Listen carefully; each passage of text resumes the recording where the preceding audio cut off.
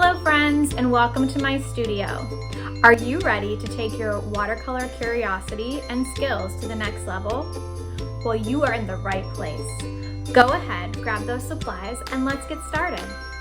I've spent the past 18 years cultivating my watercolor practice and working with students. And now I'm here to share my very best tips and tricks with you.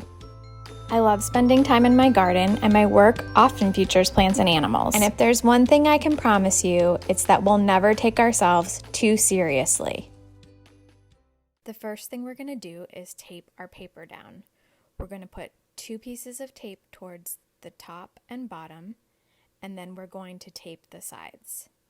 You want to make sure to run your finger over all of the edges to make sure the tape is extra secure against the paper.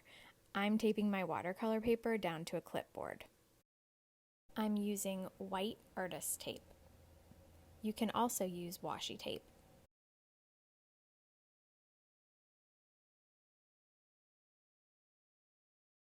For today's tutorial, I'm using Dr. P.H. Martin's liquid watercolor in Payne's Gray, and I'm also using a wide, flat brush to help create our ombre effect. Next, I'm going to brush a layer of water across the entire paper. I'm working from top to bottom. Next, I'm going to pick up some paint on my brush. I've left my paint very saturated, which means I haven't added much water to it.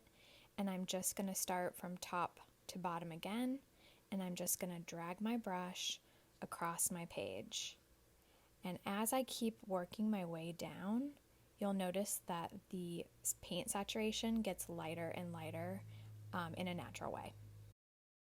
Working quickly and while my paper is still wet, I can go over my paper again with another pass of paint. You can also use a clean brush to lift paint, as I'm doing here, working from bottom to top.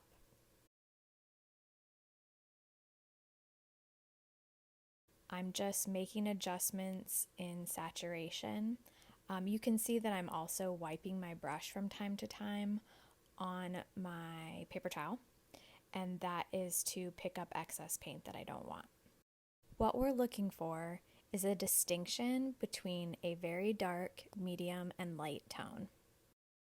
As I continue to work, I go back in and reassess where I need to add paint to keep the ombre darker, and where I need to subtract paint with my brush to form lighter spaces.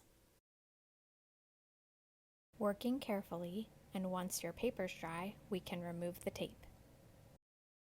I hope you'll click subscribe and share this tutorial with someone who you think might enjoy it. Stay watercolor curious.